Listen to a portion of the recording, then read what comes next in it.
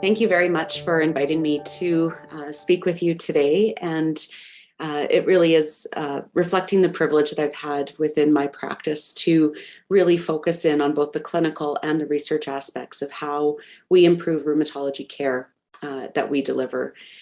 And this, of course, extends to other related symptoms, including pain.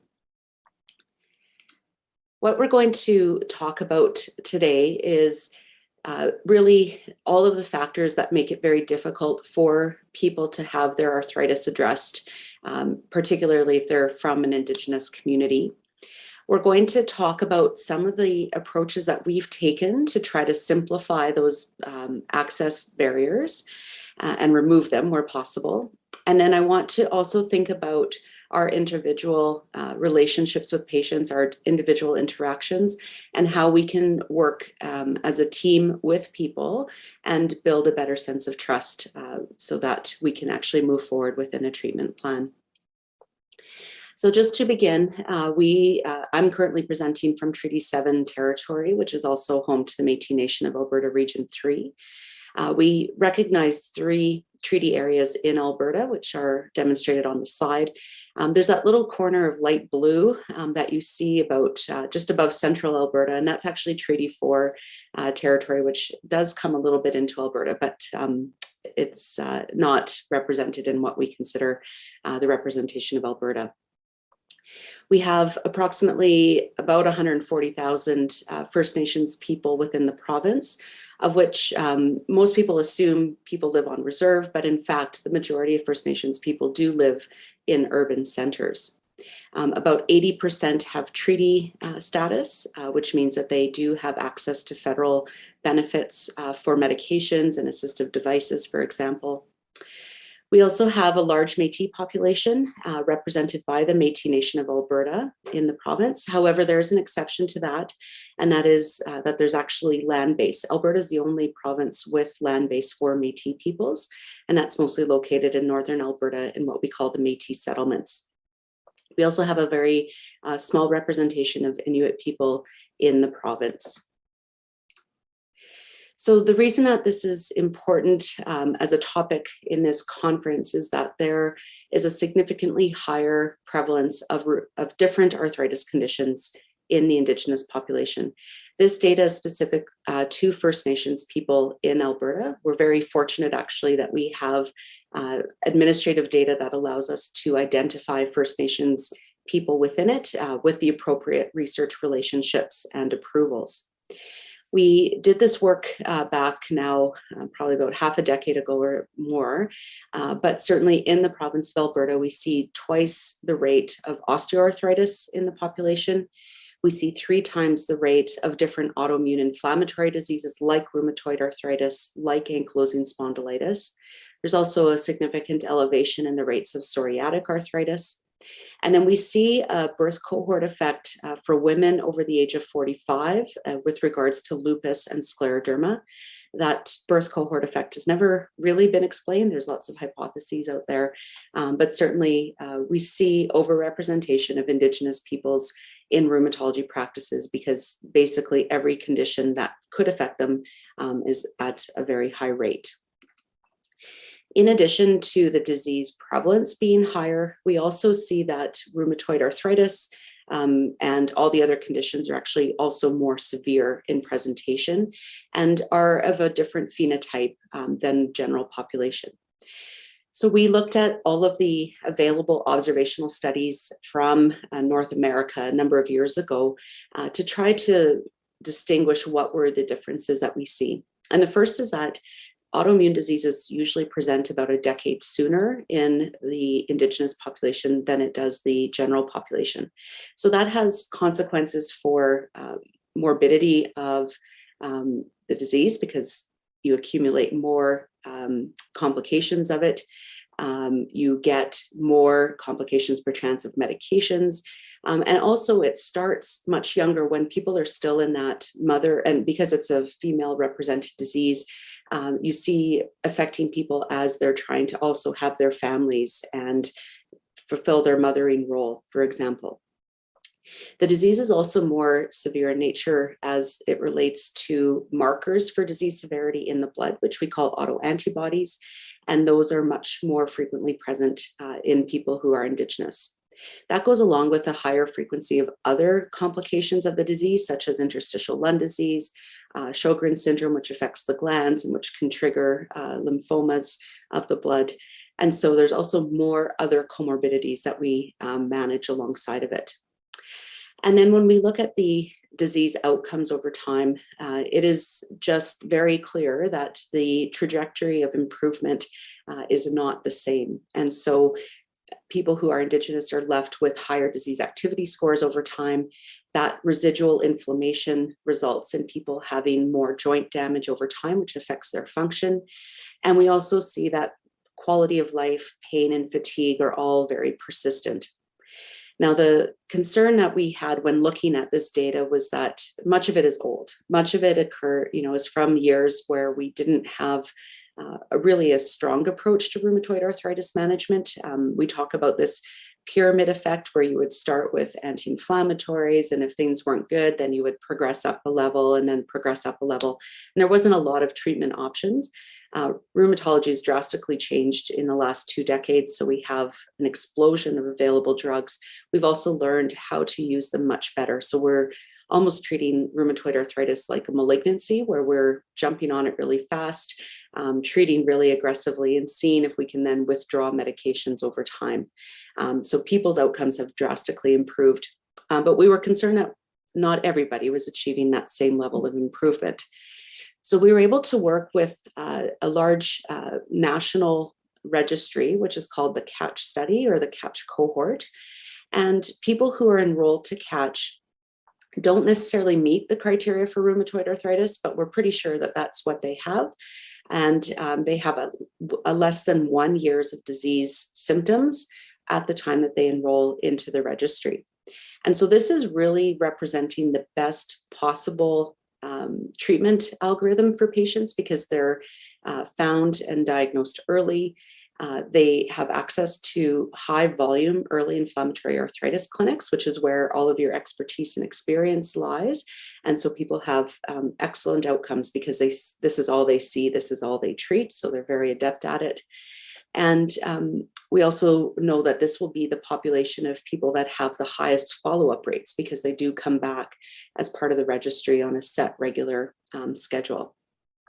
So we were interested in looking at this, the best possible quality early inflammatory arthritis care you can have, and do we still see differences between Indigenous and white people? Now on the slide, I've used the terms Aboriginal and Caucasian because that is how the registry was collecting racial demographics at the time. And of course, that needs to be changed, but this is what we had at the time. So when we look at Indigenous patients with early inflammatory arthritis compared to white patients, we saw that actually the disease activity at presentation was fairly similar. And what was different were all the prognostic factors for poor outcome, which would include not having the same income levels, not having the same education levels, perhaps smoking rates are higher. Again, that high frequency of seropositive disease, which usually means a worse prognosis over time. We also wanted to be very, very clear that there was no implicit bias in how the rheumatologists were applying treatment, making sure that they weren't doing something differently with Indigenous patients. And we were able to verify that everybody was escalated and had their treatment approaches applied similarly based on their disease activity level. However, despite all of that and adjusting for all those differences that we saw at baseline, we still saw that over the first 3 years of an early inflammatory disease, there's a huge difference that emerges in treatment response. And ultimately, Indigenous patients were 60%, had 60% reduced odds of achieving a DAS28 remission, which is our treatment goal at the time in rheumatology. And so we are always wanting to understand what is it that actually drives that divide over time and how might we actually start to close that difference. Now, in the case that Dr. Gonzalez presented, He did mention the aspect of work. And so I did want to bring up this data as well. This is from a cohort study that was started in Alberta back in the early 2000s when biologics were just coming to market for rheumatoid arthritis.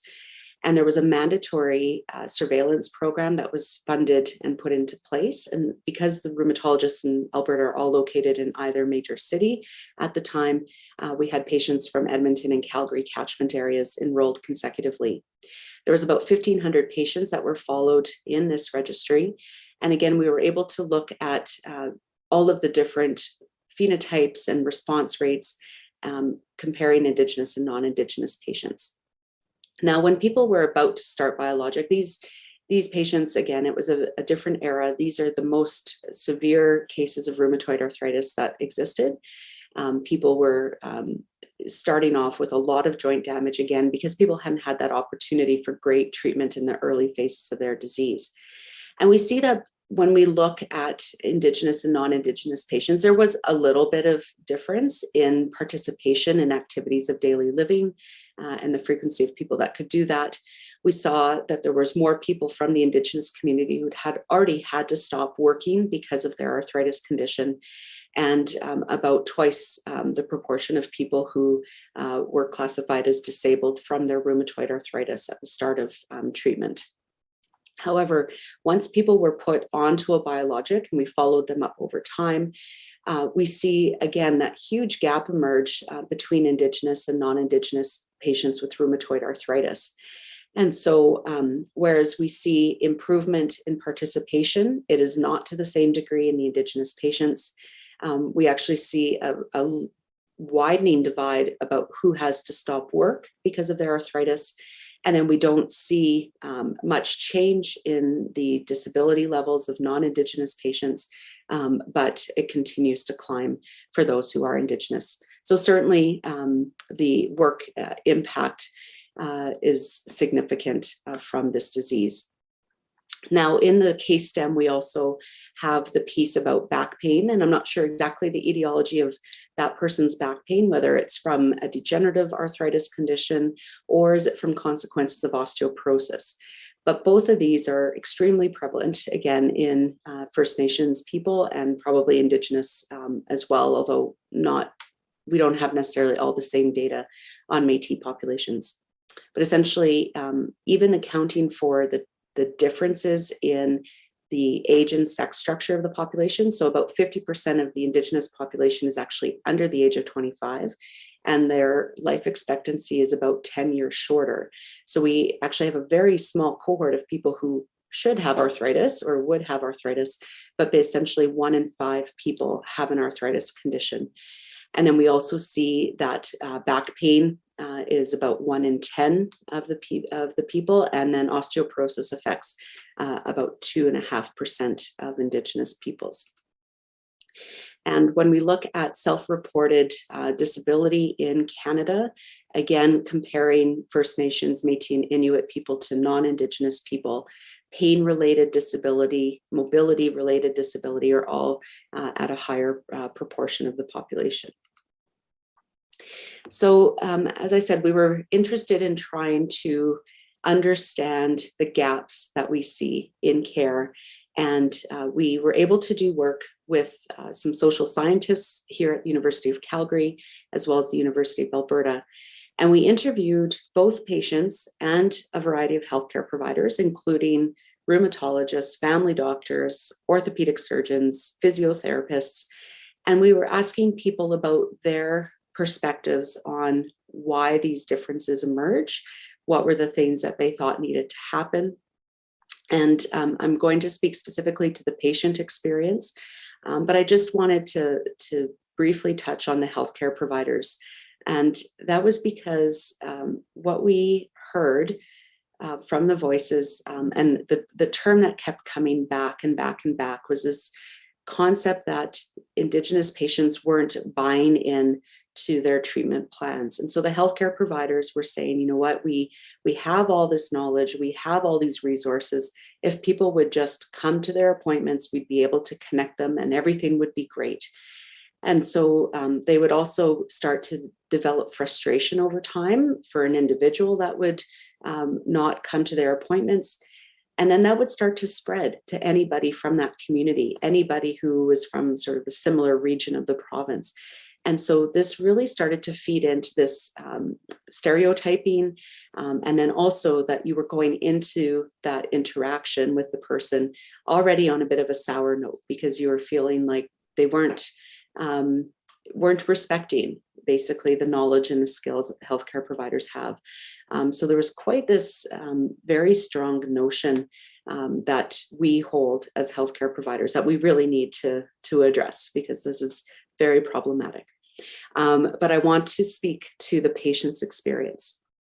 And that's because from our side as healthcare providers, you know, we're seeing like, you know what, we've got all of this info, we've got all of this knowledge, we can connect people, we can help if they would just come.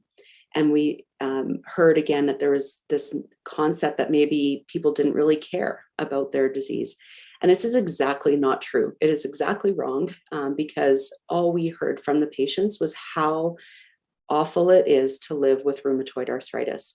The amount of pain that people have, the things that they've had to give up because they are just so swollen, so stiff, and cannot move, it is extreme, and it is a serious issue. But they are also dealing with a severe number of other physical comorbidities and other medical conditions that sometimes take priority. So if you have rheumatoid arthritis and diabetes, and you've developed an ulcer on your toe, and you're worried that you're going to get gangrene and require an amputation, that is going to be way more important to you to manage. And if you're in the process, if you've got limited resources or ability to travel in for care, you're going to choose the thing that's probably going to result in the loss of a limb, as opposed to something that is, you know, there constantly and presently all the time, and that slowly damages the joints. We also know that people, because there are so many people in a community with arthritis, and there might not be that awareness of the different types of arthritis and the need to treat those in a different approach, people don't see it necessarily as a disease. It's just kind of what happens to you in the community and in your life. So we also have to counter that. But overwhelmingly, the reason that people would choose not to come to their appointments was because of past experiences of racism, discrimination, and stereotyping that they'd encountered, not necessarily with that healthcare provider, but with the healthcare system overall, and any level of it. It could be a medical assistant, office assistant who's called them about an appointment and is inappropriate on the phone. And they decide, you know what, if that's the representation of the system for that physician, I'm not coming. I don't need to deal with that. I've dealt with this enough in my life. So really, the arthritis experience is one of toughing it out, trying to manage as best you can on your own, and trying to avoid contact with the health system. There's other reasons that people don't necessarily present for rheumatoid arthritis care, or diagnosis even. And as I mentioned again, there's that notion that it's normal to have it, and so people don't necessarily seek care for it. But what we also heard from the interviews was how critically important family became to connect patients to the healthcare system. So the family will do a lot of that background work to help keep the person at home, do what they can to help them with their functional consequences of their disease. And it's when the family members start to burn out or become burdened by caring for that person that they will say, you know what, you really need to go and get some assistance for this. However, all of the impacts of colonization have disrupted many families, and this is related to residential schools, the 60s scoop, child apprehensions that have continued over time, and then also the opioid epidemic and people literally overdosing and dying. So if you've got no family left to be that sort of push to get you in to be seen, then we're also going to have those delays in presentation. One of the other aspects that I'll mention, because it will come up a little bit later in the presentation, was that when I started to go out to work in community, I asked the physicians, like, you're just trying to understand the situation for them. And a number of years ago, we put into place a triage system for our rheumatology care. And that was meant to make sure that we weren't having, one patient have 4 rheumatologists.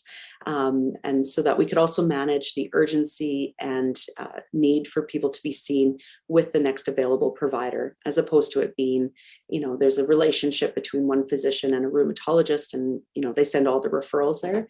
Sometimes that would lead to delays that were not necessary because other rheumatologists had shorter waiting lists. So we tried to clean that up in an efficiency. But what happens then was that there was a set list of things that people had to do to get through the triage process. So that required a referral, it required blood work, and it required x-rays. And that's a big problem when you're working or living in a community that doesn't necessarily have a lab and an x-ray. And so people couldn't actually get to that stage of referral. So we had to fix that process. But also many communities don't have regular family medicine support. And so the person that's coming in for that intermittent care may not go back and realize, oh, well, this person was here 2 months ago with a swollen knee. Now they're here with a swollen wrist. And they don't make that connection that maybe there's a systemic process going on. We also asked and recognize that there's barriers to the ongoing continuity of rheumatoid arthritis care. It is a chronic disease that patients have for decades. And so we have to continue to follow up people. And one is that because of the low resourcing for physical housing in most communities, we have people who are literally not able to leave their homes because there's no ramp for them to get out of their house. There's only a staircase, and they might be wheelchair bound at that point. So we have that issue with the accommodations. We have a difference depending on treaty status or being non-treaty or Métis with regards to which medications are covered. So if you have treaty status, you will have non-insured health benefits coverage, which is a different formulary than the public Alberta Blue Cross. But if you're non-treaty or if you're Métis, you actually do not have access to that coverage. And so then you're reliant again on public or private plans, which because of the income differential, you may not be able to actually afford the premiums to acquire the medications you need. We also know that culture is an incredibly important protective piece for people's health, and Indigenous peoples want to use traditional healing practices as part of their treatment plan, but rheumatologists just don't understand what that is, and they're very uncomfortable with it because they're worried that it's going to displace the evidence-based Western therapy. So it creates a divide in that decision planning for medication options. And then there's a number of different accessibility issues. For example, again, if your specialists are all located in urban centers and you're living a couple of hours out of town, how do you actually get to that appointment? Medical transportation may not be able to take you on the day that the specialist decrees is your time to come. Or maybe you have a responsibility to get your children to and from school, or meet them at the bus, or take care of other elders in the home. And you cannot reliably take a day away because you may not make it back in time to meet that responsibility. So these are just some of the issues that arise in that ongoing continuity of care. Now, the final piece about this complicated figure is actually all of the different levels of governance that create these multi-jurisdictional disputes and conflicts about who is responsible for what and who pays for what. And so we have a federal responsibility to Indigenous peoples for health. The federal government has retained some of the services that are distributed there, but not all. And they have the health service transfers to the provinces. And some communities in the province have an agreement with the feds and the provincial government so that the funding is transferred for the nation to self-determine their health services that are delivered. But not every community has that. So you also have to be aware of which community that person is from, what are the agreements that are in place, and how does that affect your selection of medications or perhaps different assistive devices that the person can access. So there is also that complication. And as well, in our province, Alberta Health Services does have an Indigenous wellness core, which is really where the services are distributed from, but they're not equal across all the different zones. So some of the things that are available in South Zone are definitely not available in the North Zone, for example. And so we have that inequity that arises there. So as I mentioned, some of the work that we did with the patients and the providers was to say, okay, well, how do we fix all of this? Like these are really big, complex problems. Where do we start? What can we do? And so what people advised for us to do was to work differently. So to create different models of care that kind of worked around all of this. If you can't change it readily because things are so entrenched with how we work, how can we actually work in different ways within the existing system?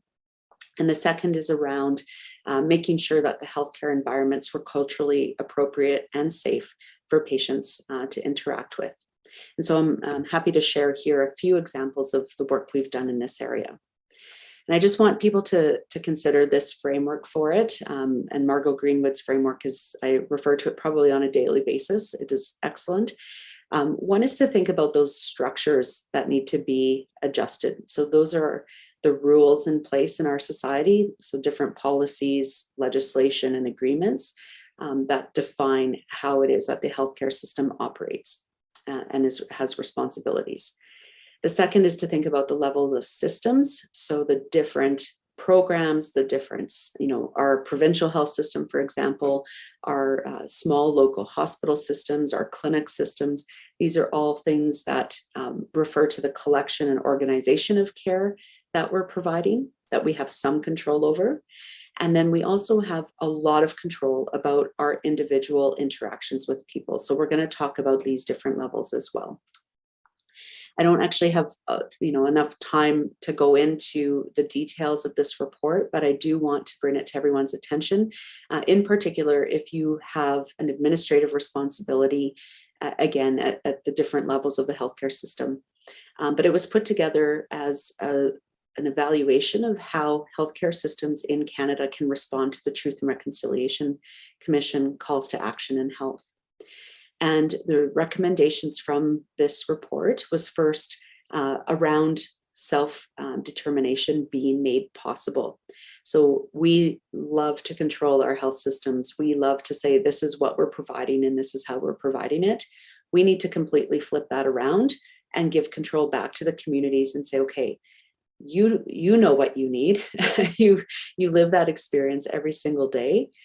Please come back and tell us how we can help, what role we can play in that.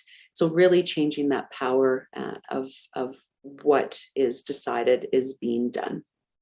The second is around, in the systems that exist, how do we absolutely eliminate racism? How do we make sure that patients have an outcome of cultural safety in their interactions? And then also, how do we work to make sure that everybody has equitable access to the healthcare system when they need it? So now let's go on to talk more about systems. I've brought this up a little bit earlier about the discomfort that people have with traditional healing practices or Indigenous healing practices. And it was actually a call to action in the 2015 Truth and Reconciliation Commission of Canada that we need to start being more open-minded. We've all trained in this biomedical model approach. We're very stuck on treatments and evidence and efficiency as well. But there are other ways of approaching health. It's actually a right. The United Nations Declaration on the Rights of Indigenous Peoples has reaffirmed that Indigenous peoples have a right to practice their traditional practices, use their medicines, and also continue to access the mainstream healthcare system without discrimination. So we absolutely need to start doing this. Culture is incredibly important because it is what protects you, it is what actually helps you to achieve that health and well-being, and not just managing an illness or a disease and dealing with the acute effects of it. It's actually how you stay well amongst all of the conditions that you do have to date, and hopefully also prevent some of the things that may come down the road. And culture to Indigenous peoples is not just foods, and it's not just activities, and it's not just some of the ceremonies or the spirituality that people have. There's a really strong tie to people being connected to the land and continuing to maintain their health. So these are some of the ideas. Language is essentially a reflection of the continuity of a culture over time. So the proportion of people who still speak their own language is an important determinant of health. Some of the reasons that this is important. So we, again, in the case stem saw that this person is dealing with some suicidality and certainly the mental health complications of their disease. And when people continue to engage in their culture and have things like self-government, have no outstanding land claims, have the ability to control their education system, their health system, their protection systems, and also their child and family services, we see that you're actually protected against suicide by having these things present. So really important to connect people to the culture that they've perhaps been disconnected from, or if they're connected to their culture, to encourage them to continue to bring that up, to tell you how they're managing some of the other symptoms of their disease using cultural approaches. This is one of my favorite studies. It's an Alberta study, again, picking up on this aspect of language being a reflection of cultural continuity. And about half of the First Nations communities in Alberta participated in this study. They remained anonymous of which communities the diabetes prevalence was reported for, but they were able to look at the spectrum of diabetes prevalence in these 20 to 30 communities. And some of the communities actually have diabetes rates that are below the general population level, and some that are, of course, extremely high, as we've heard about in many of the statistics that are presented in Canada. And what they looked at in this study was actually to correlate the diabetes prevalence to particular determinants of health and reflections on those. And so even, looking at things that should be, that we would suspect would be important, like the income of your household, your employment rates, how many people have completed their high school education. Those factors were actually not significant in the model. It was actually the Indigenous language knowledge rate in a community that was tied to the diabetes rates. So if we can promote culture, we're also probably going to see this same type of effect when it comes to rheumatoid arthritis rates or other forms of autoimmune disease. So we did ask rheumatologists about comfort levels with Indigenous healing practices in a study back probably about 5 years ago now. And we asked a variety of questions. We actually didn't define healing practices for people because we wanted to see what the knowledge level was or the biases that people had. And so we left it undefined. And what we asked people was just, are you aware about what Indigenous healing practices are? And 3/4 of rheumatologists are not. But most said, you know what, I don't mind asking if people are practicing them. I don't understand what they are. And most people, I shouldn't say most, but a large proportion of rheumatologists were actually unaware of how to connect their patients to any available resources to them in the community. And there was a differential for this across the country. So people in the West, where there's a higher proportion of Indigenous people per population, had more awareness compared to the East. A lot of people, again, said, you know what, we're very open to it. We don't mind people doing this, right? Like there's kind of this permission or power aspect to it that, okay, well, it's fine with me if that's what they want to do. However, certainly older physicians were less likely to be open to it. So a bit more of that cohort and sort of culture of medicine that persists from earlier years. And despite 3/4 of the rheumatologists saying they don't actually know what healing practices are, 60% of them said, you know what, it's risky because we don't know what it is. And so I don't know how it's going to interact with my treatment plan. Again, they were very worried that there'd be some sort of interaction with medications that were being prescribed, and which was just kind of ridiculous in my mind, because of course we're talking about things like meeting with an elder and smudging and receiving support from your community and participating in group events. So why would there be any kind of interaction with medications? But again, people have this bias that it's all about herbs that we have to deal with. And they were also worried that it would displace the use of Western-based therapies because people would choose one or the other, and not seeing that you could actually put these two aspects together to achieve even a better outcome for patients. So we have those biases to come over.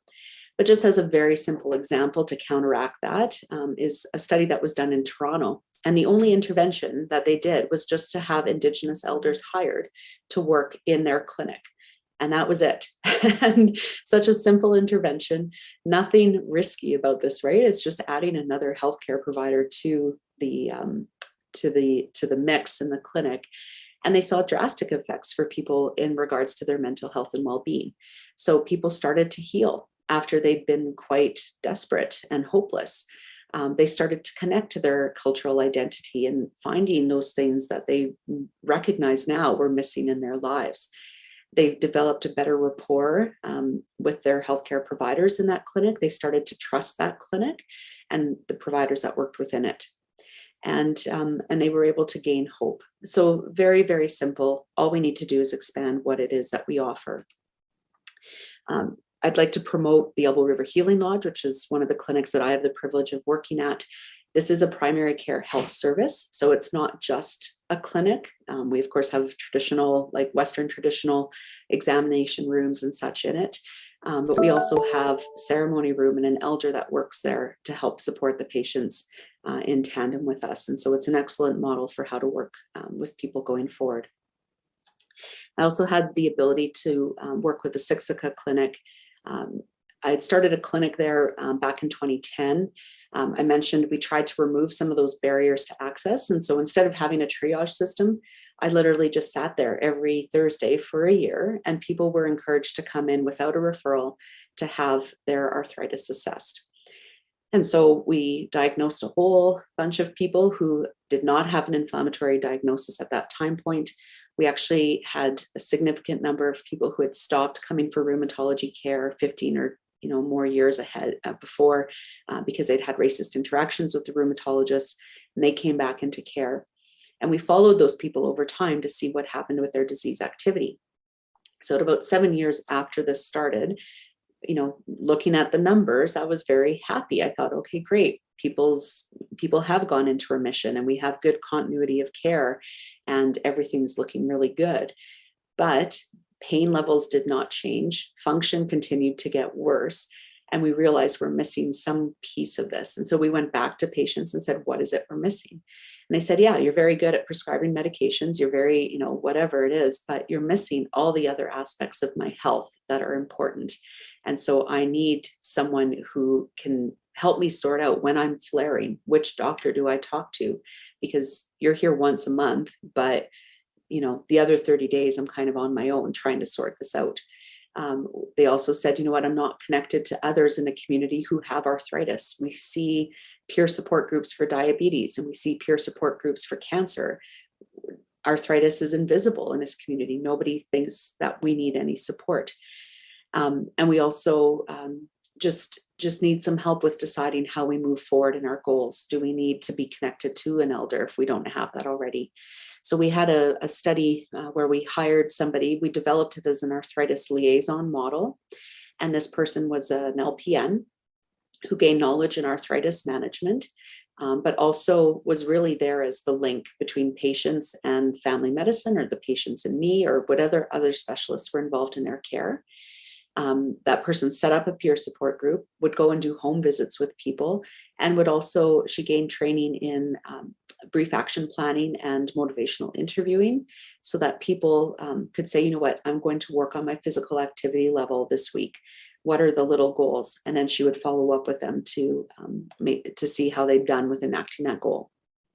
People are very, very happy with this model of care. Because that liaison, being a community member, also culturally appropriately interacted with them. She was able to transfer knowledge and understanding of their disease to them. She made it easier for people to access the correct physician or care provider for their concern.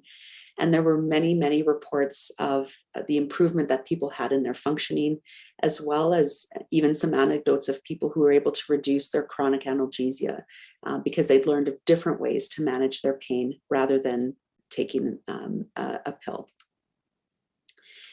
Finally, what I'd like to just speak to finish up here is around our responsibility to gain competency and knowledge around Indigenous health issues. And the Commission asks us that all healthcare professionals have this competency training and that are knowledgeable about aspects such as what happened in residential schools and the legacy of intergenerational trauma. What are treaty rights? What are some of these practices? This paper caught my attention a few years back, which was talking about how healthcare organizations can improve their connections to communities, and physicians play an important role in there. I would say this is also extended to healthcare, other healthcare providers, allied health professionals, and it's about how we really communicate and build a relationship with patients. The way that we've done this within the Canadian Rheumatology Association is to adapt this Educating for Equity care framework to rheumatology. So this care framework was developed by my colleague, Dr. Lindsay Croshoe, who's in the Department of Family Medicine here at the University of Calgary. This program was set up to help primary care providers help patients with their diabetes management. But I had the ability to view it and said, you know what, replace diabetes with rheumatoid arthritis, and it's exactly the same way that we should be relating. So in our framework that we deliver, we focus on first, how do we actually create a better relationship with patients? So we have to think about the nature of our interaction with them. We need to create the connection before we get to the business part of the visit. So we have to flip how we've trained all of our practitioners over time. We have to give people the time to speak and relate to us exactly all of the things that are going on in their lives. And we have to do it in a different way. We have to take away that power imbalance. We have to take away our authoritative approaches that we've all learned because colonization has definitely resulted in that being a usual in medicine. And then we also have to engage with the social realities of patients. And so I've talked about bringing in culture to all of this, but also helping people through all of the loss that they've had in their lives, all the adversity that they face, and the lack of resources that they have to work with. So we have to all be agents for that. This is just briefly the outline. It's a multi-phase session that we deliver to the rheumatologists. And we've evaluated how that program runs for people. It includes a lot of role playing and interactive case study discussions, and people are asked to reflect on their practices and come back and share that with the group, and how can we actually make their practices better and give them ideas on that. And so the things that have happened because of this is that, patients or the physicians actually start to talk with people about their adverse life experiences. We're pretty shy. We don't want to know. We don't feel like we're qualified to help people talk through all of those things that have happened to them. But it's important to be a witness and listen to those things. People have gained skills in actually being able to communicate with their patients and facilitate those relationships with them. And overall felt that they could now start to expand that to others and start to challenge some of those stereotypes that our colleagues have. So again, I hope that we've met some ideas and provided some options for you to think about in your own practices, how you might go forward when working with Indigenous patients, how to start developing some of those good relationships. And I'd like to invite any questions you have in the next few minutes. Great. Thanks so much, Cheryl, for that really thought-provoking and very real presentation about, the practicalities of so many things. Thank you so much for your expertise and care. We have a lot of questions coming in around, again, how can we listen better? How can we do better without us deciding what matters to people? And it just, your talk got me thinking a bit again about this notion of connecting versus impressing. And it's such an interesting hiccup, I think, in healthcare training. So thank you for those very lovely, gentle reminders of that, about why are we here and why are we doing what we're doing. Now, if we, I'm just going to go to a few of the questions, and a lot of them have very similar themes. So Cheryl, do you have advice on resources or educational opportunities in terms of helping healthcare providers incorporate more traditional medical practices, or traditional healing practices might be a better word, within the Western medical model, or maybe vice versa? And how do you think, where's a good place to start in terms of us encouraging people and ourselves to blend those? That's a big question. Okay. Yeah.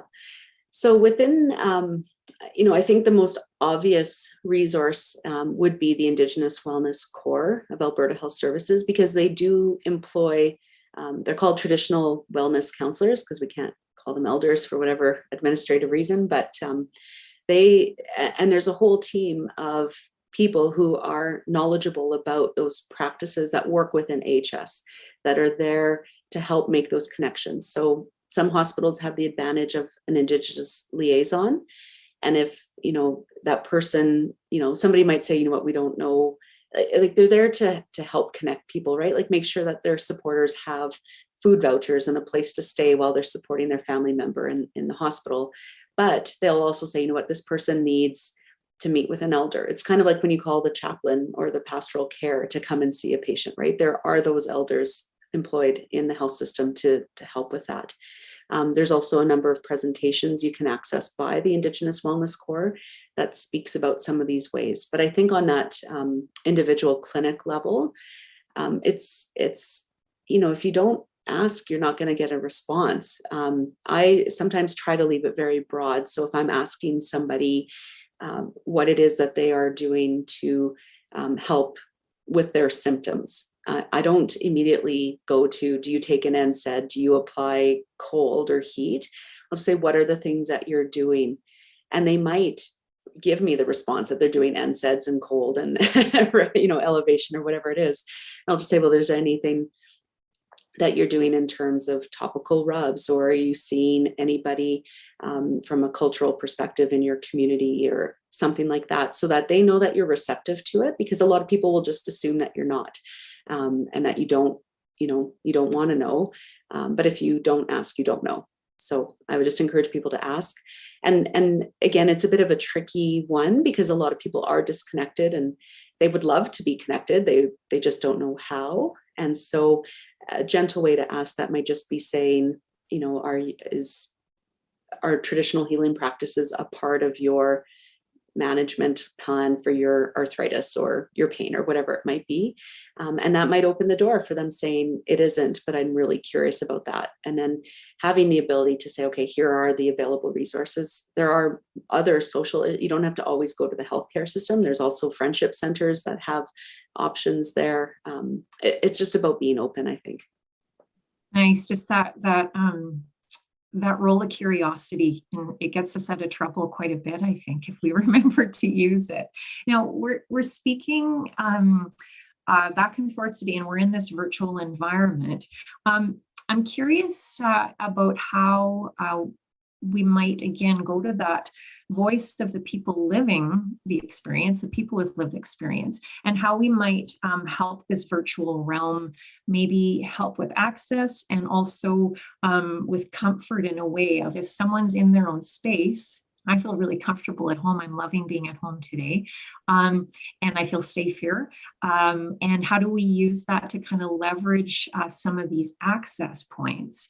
And I wonder, would virtual care using some of these advanced robotic techniques we heard about earlier offer some help with some of these barriers that people are faced with when they can't walk down the street to a clinic, or transportation's an issue? I'm curious on your thoughts on that. Yeah, it's interesting because way before COVID, the federal government actually invested quite heavily in telehealth services out to remote and reserve communities. And it seemed, there's, I think, certain practices where that makes sense. Rheumatology is particularly difficult to do virtually because you can't palpate the joints. Like we've got, modules of like get someone to stick their hand up and watch them move and stuff. But it's a little bit tricky. There was a model where there was actually family physicians from 4 different clinics in central and southern Alberta who came and learned joint examinations from a rheumatologist over the course of 6 months. And so they would actually be on the other end of telehealth doing the joint exam. And then the rheumatologist was just giving the advice on what we do next, right? So that was there. But we also heard resistance from people about using those services because there was some impersonality to it. And then also, if people from your community saw you going into the clinic on the set day that the rheumatologist was connected, it was kind of a confidentiality or privacy issue, because then people knew you had an arthritis condition, right? So there was some pushback. And then, of course, with COVID and all of this moving to virtual, again, it kind of resurged as an option, and it was the only option. And there is an Indigenous virtual care clinic that has been set up for people to access family medicine that is quite successful. And here at the School of Medicine, we're actually involved in the evaluation of patient perceptions of that model. And it's really about that provider being able to make the connection over the virtual link, and having the ability to use correct terminology and provide that safety, and be knowledgeable about Indigenous health issues. So I don't think you can just kind of plop any person and feel like it's going to be a good mix. I think that person does have to have some of that background knowledge. And that was one of the requirements to work in the virtual care clinic, was that you'd actually worked in community before and you kind of got it, right? So I think there's an opportunity, certainly, if people don't have technology barriers, it's a promising option, but we do need to think about that a bit more. How do you create that connection virtually? And how do you make sure that people have access to an internet connection and a device, and can follow the instructions to connect to the private Zooms or whatever? So. Yeah, I know, great points. And we have all these great ideas because we have access to technology, but it's not always that simple, is it? I was struck at one point this year of bringing family members into a virtual session to create that safety. And it takes some orchestration, absolutely. Now, I was struck in one of your pieces around the past experience of racism and stereotyping was the biggest barrier to attending an appointment. And I wonder, again, how we should probably ask the people who we're serving, how do we help reduce this re-traumatization that's happening in those experiences? And how do we decolonize arthritis care in the community? That's a big question. Yeah, I think some of the approaches, it's not just about us as an individual provider. It's also the people that represent us when people are being called for an appointment. It's the check-in desk. It's if there's security presence at your clinic or something like that. Like, those things are all very concerning. And one of the roles that I had was to help support some immunization clinics that were set up by Indigenous organizations. And one example was the Métis Nation of Alberta one in Calgary. And there was a police car that, so people are outside, right, lined up, and there's tents and there's, things that are being given away, and the cops roll up and everyone's like, why are they here? Well, it was an officer looking for an immunization, but it set, everyone off because of that presence, right? So I think the environment is really important to address. In the clinics I work in, we try to make it very, very homey, right? So it doesn't look like that sterile clinic.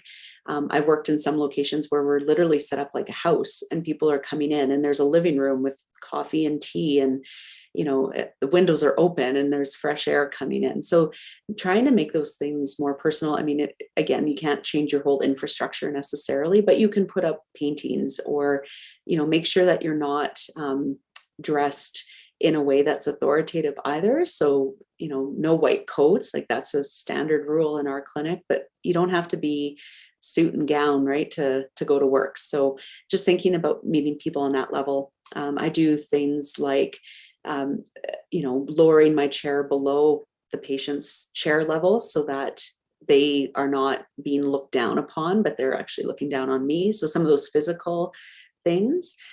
And then I think a lot of our words and terminology are really stigmatizing.